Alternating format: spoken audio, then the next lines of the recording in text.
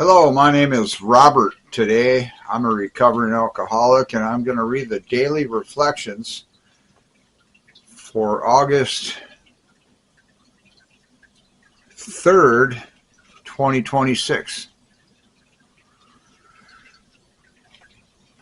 It's called To Be of Service.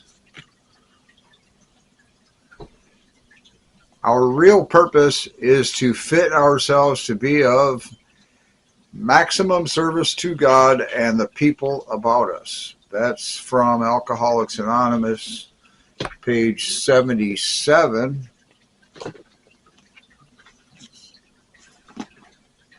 It is clear that God's plan for me is expressed through love. God loved me enough to take me from alleys and jails so that I could be made a useful participant in His world.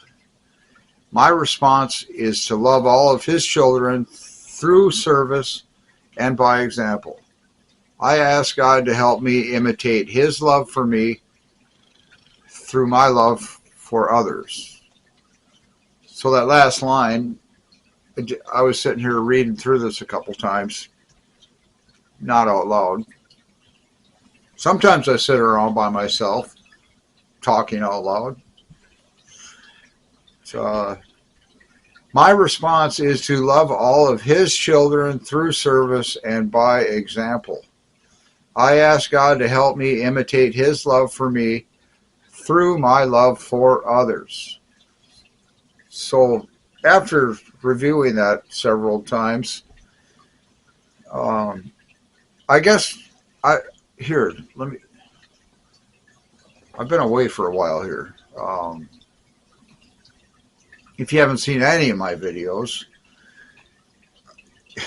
I can get awfully long-winded, and it might seem that I'm straying far from the point. Let me try and give you a couple of ground rules here, maybe, or the way I'm endeavoring to even be on YouTube and in your way today. Let's see.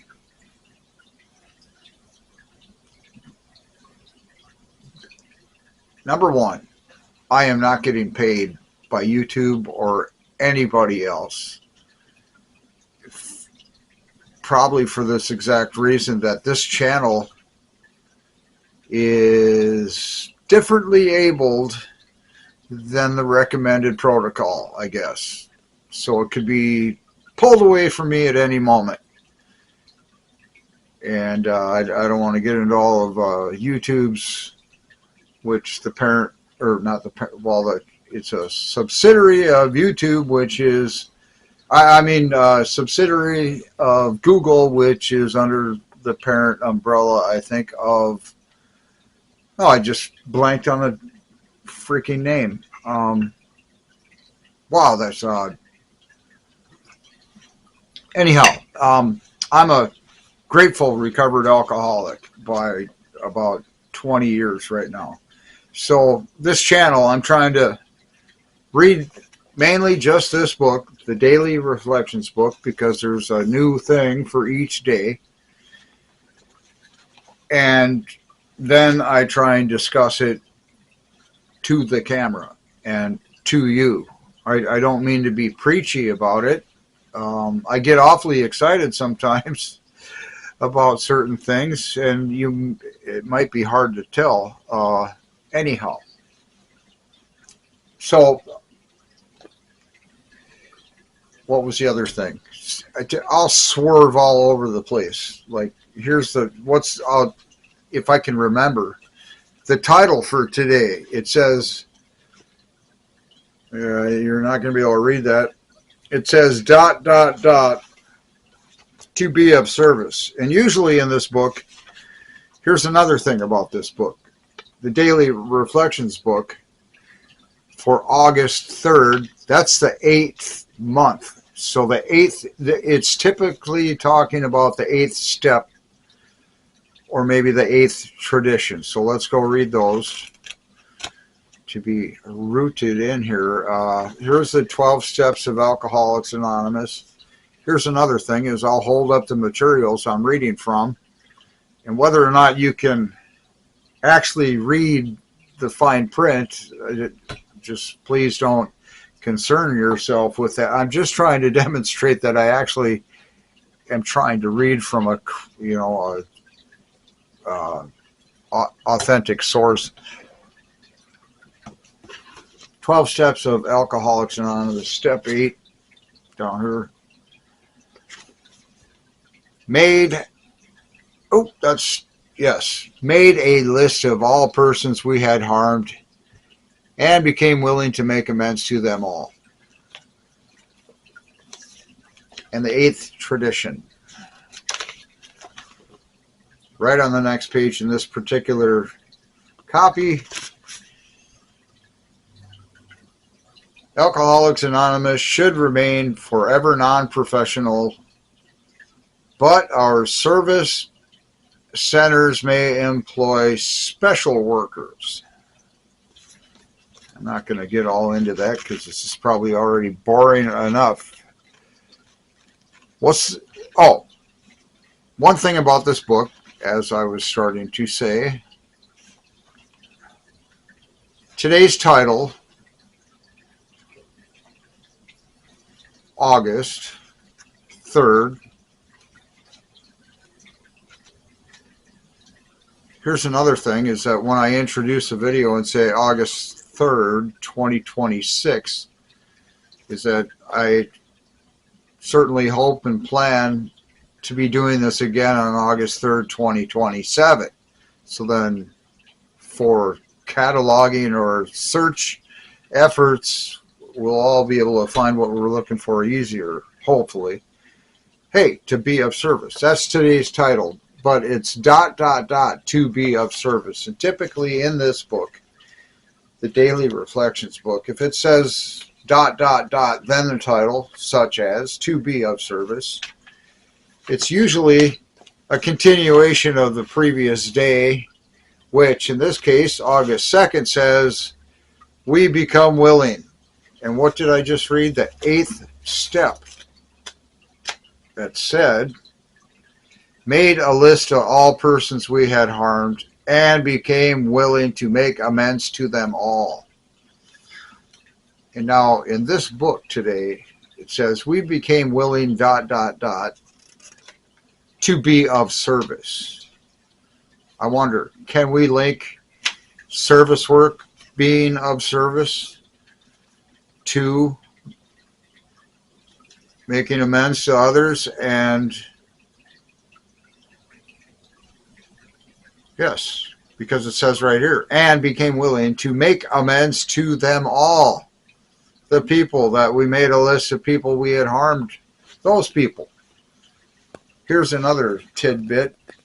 Do not forget to put yourself on that list somewhere, in whatever order. I don't know that it matters, but let's see, I've been going to AA meetings for this latest stretch, 20 years. And like pretty dependably once a week almost. There's been some vacations I've been on, so I've missed several meetings. I've been sick. I get sick. I'm human. There's been massive snowstorms where I've lived, or whatever other reason. But anyhow, to say I've been going to AA meetings for 20 years is very, very close to the truth. Now, why did I bring that up? I don't have an idea right now. August 3rd. To be of service. Oh, that August, 8th month. 8th step. Made a list of people we had harmed and became willing to make amends to them all. Let's check that again to make sure I got that right. Step 8 made a list of all persons we had harmed and became willing to make amends to them all. Oh, and then put yourself on the list. This is where I was trying to get to.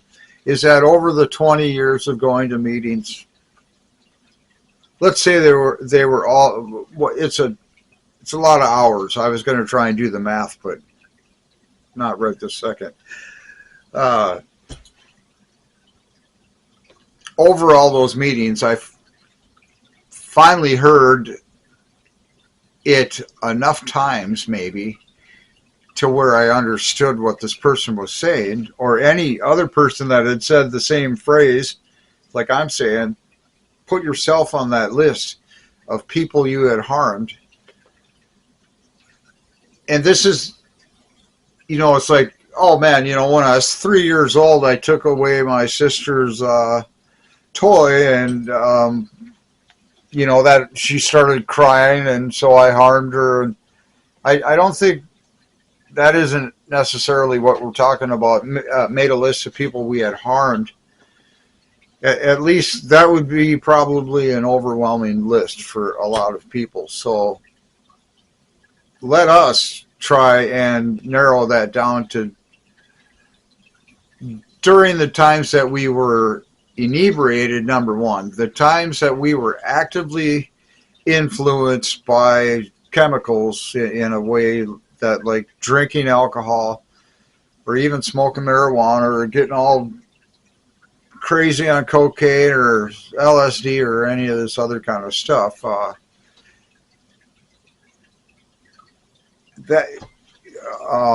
There's several phrases.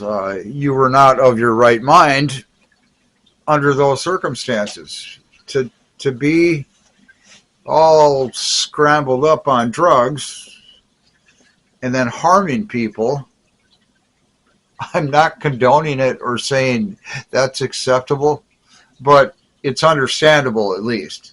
And what another point there is, that's not how you would normally work or behave or treat others.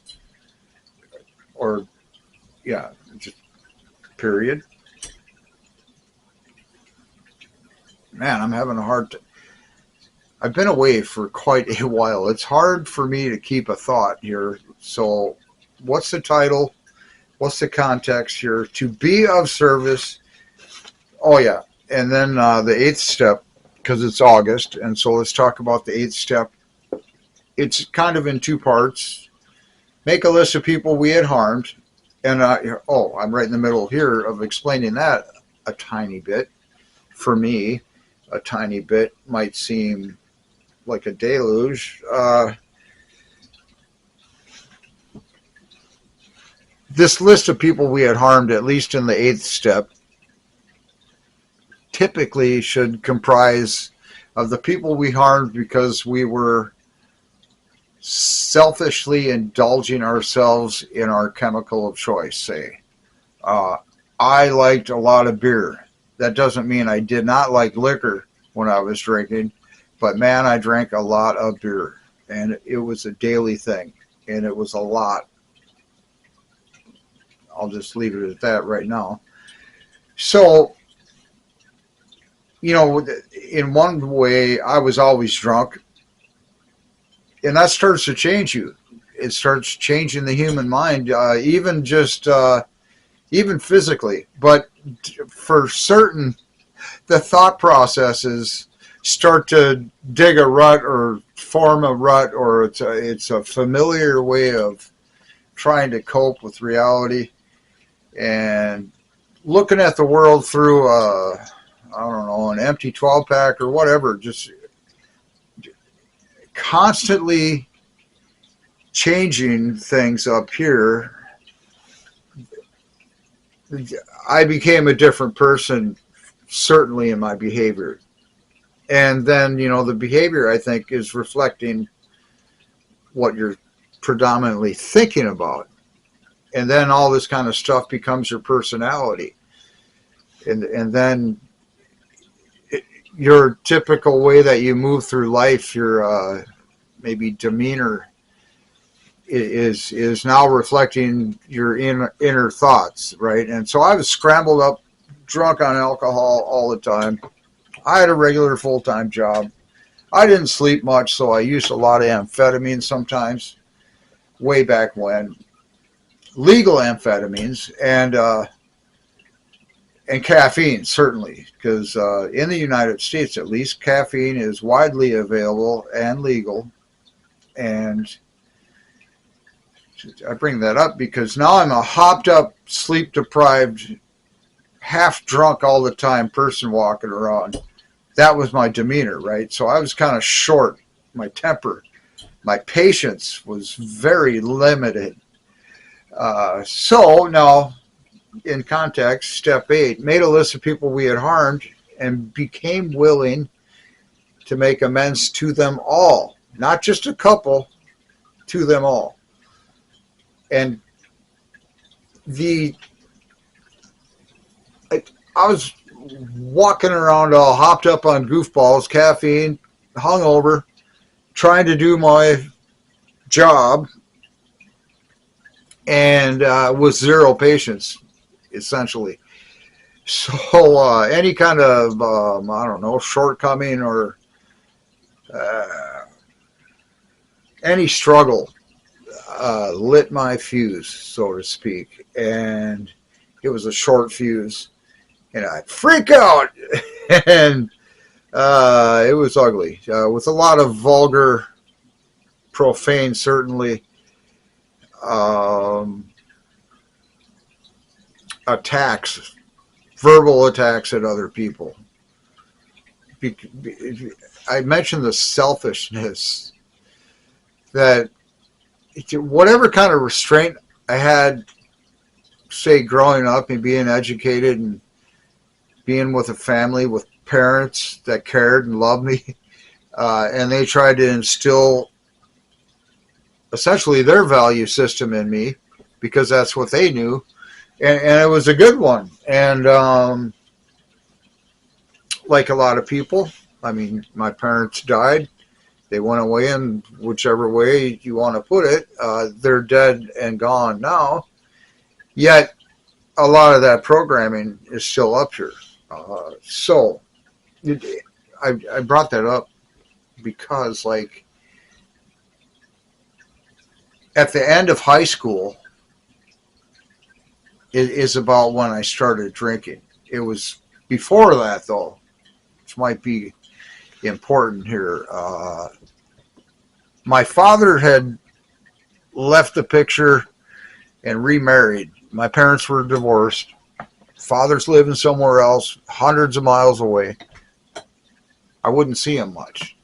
So then I picked up whatever my mother's trying to teach me, which was really the same thing for the previous, I don't know, 13, 14, 15 years in my life. So, man, I don't want to get too tangled up in this. Started using alcohol in high school, might be close enough. So my value system changed. And, you know, puberty in humans, that changes everything because hormones are just doing all kinds of crazy, well, necessary things to your body. And our brain doesn't really like catch up to that, or doesn't know how to decipher it or make sense of things that are going on. So in an effort to fit in, because humans really like to be validated and ensure that they're doing the right thing, or at least not to be singled out, you know, and there's a whole lot of that in a lot of, if you just look at the world today right now, in whatever way, I don't want to point fingers, but it's like we're all individuals. You're wrong and I'm right kind of thing at the base level.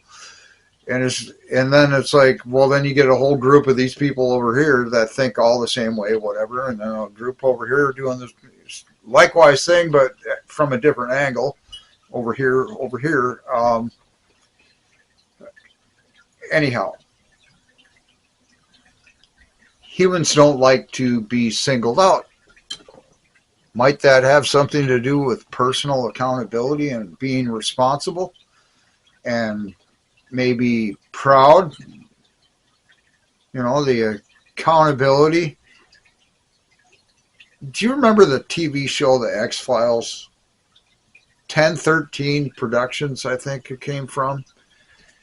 And at the very end of the credits, you'd hear a projector running, and then somebody would say, I made this. So this personal accountability thing, being proud of your actions, or at least, willing to sign your name on the dotted line, I made this, to ensure that people know that, or at least when there's some kind of mistake has been made, because this is brought up over and over in all these steps. We make a mistake or harm somebody, we're instructed within the program, and I believe this is kind of a general rule, you'll get through life a bit easier if upon discovering you've made a mistake, you promptly try to rectify it. You try and fix it. So I know what the Bible says about that. It says that, like, right in the interaction of where you're making a mistake, say, because in the context of being an alcoholic, a lot of this stuff is, the crosswords, the hurtful expressions that the alcoholic uses. Like I said about me, working a full-time gig and having a short fuse and then freaking out with a vulgar, profane, insulting, critical response to somebody at loud, high volumes is hurtful because it was like directed at a person and like at their character, not like they didn't. Anyhow, I love psychology.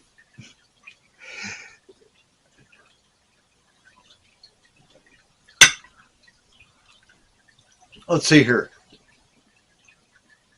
The harm that I caused would be all over the map, vulgar, profane, and physical, rarely, but a lot. Well, the thinking was, boy, I'd like to, knock his block off or her block off even. So there was, the thoughts were ugly. So pretty much a verbal assault on people is, well, it's very effective, I'll tell you that. You can hurt people greatly just with your words. And I was going to try and say that, at least in the United States of America, we have free speech to whatever degree these days. Whereas if you just go and sock somebody, that's physical assault, battery, whatever. There's all different grades of all this. But there's probably going to be some prosecution from even a minor infliction of damage to another human body of my own means or your own means. It's like all I did was I just pushed them a little bit, but they might have, whatever. I get tangled up in stuff. I was going to try and say that at the very beginning. So if you haven't seen me before or heard any of this, or you don't know me at all, I guess I'm a deconstructionist. I look at the way things are all somewhat connected at the basis level, at like through physics, through nature. Just that's the natural way. So whether it be a mechanical system or a biological system or whatever, I look for the commonality there with in physics. So a lot of people call that first principle thinking. You strip away all the junk that's in the flowery adjectives and words like that. And boy, these days, you look at somebody trying to explain something in an ad, and ads are just huge. And it's not just the Super Sucker 10,000, it's the it's the Homeboy Super Sucker 10,000, and then the new improved Homeboy whatever. They just jam that name in there. It's a Simpson. Here, let's use this one, the Binford 2500, and then the Binford 2500 will do this for you. And as you're trying to clean up this mess or whatever, the Binford, right? They just keep hammering that. And okay, so hopefully you get my point on that. Now, if I can remember why I brought that up, the thought patterns being corrupted by alcoholism and becoming willing to make amends to all these people we had harmed in the throes of active alcoholism. So even when we sober up, but we're still hungover or at work, and if you're anywhere near being responsible, you won't be drinking at work, but you're thinking about it, or at least I was.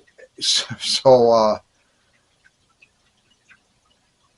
causing harm to people. Say I'm on the way to the time clock to punch out, and man, I'm thinking it's Miller time.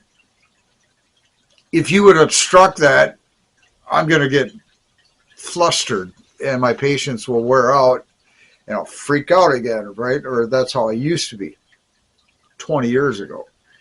Well, more like, whatever. I was going to say 25 years ago.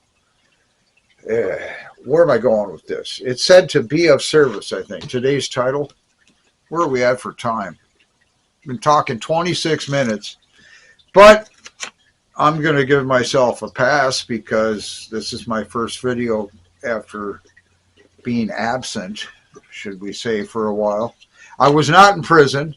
I was not in treatment. I was not in the sanitarium. I was busy. You couldn't pick up a phone and call me? That's what I hear in my head. You couldn't have made a 5-minute video every month, or something like that? Apparently not. I just didn't care enough, maybe. The things I was doing was of more importance at the time than making videos. And like I said, this channel is not registered or as authentic or legal or has not been created in the standard way. We became willing. Yesterday's reading, which I didn't do on camera, but I do read this book frequently, almost every day. And then today's title, in the 8th month, August, 8th step, look at a list of people you had harmed. And it may be a list of more than one person, a list. Well, even a list of one item or one, that's a list. Regardless of the size of your list, those last couple words in this thing, became willing to make amends to them all. Step 8, made a list of all persons we had harmed, and became willing to make amends to them all. And this title today, ... to be of service, was a continuation of we became willing, ... Here's the wrap up, I hope. August, talking about step 8. If you're trying to work on step 8 yourself right now, and you might think this list is overwhelming or underwhelming, you don't know where you feel as though you've done no harm to anyone, that's very common. And it's even likely. It's not highly likely. It's less than likely but it's not a certainty that you did not harm anyone. So what I've discovered over the years, that's a phenomena of the sins of omission, or a sin of omission. We just, I think a good example of that is all the times you've been absent from your responsibilities as a societal member, say, or as a family member. You know, as far away from, say, my instilled values from my parents, which were pretty common and good and that kind of thing, the deeper I got into alcohol and drugs, the more the thinking changed. And even though I didn't go out of my way to create harm to another through the use of violent force, physical violent force, or, you know, audible or oral, verbally assaulting people, even not going out of my way to do those things, still drinking a whole mess, the level of selfishness and listening to the inner voice or your little voice, that, another word for that is your ego, I think. So it's December, say, and you've been drinking all year, every day, for the last year, the last 2 years, the last 3 years, the last 10 years, the last 15 years.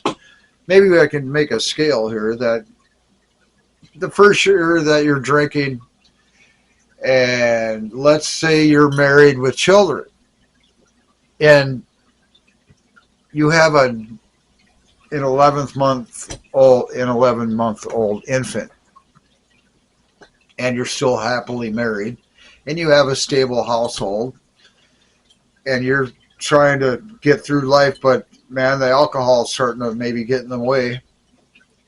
A sin of omission here would be you're not there for your children. You're not there for your wife. You're not there barely even for your employer. You know, and I looked at the paycheck, that's like a meal ticket, or that's I need to buy drugs.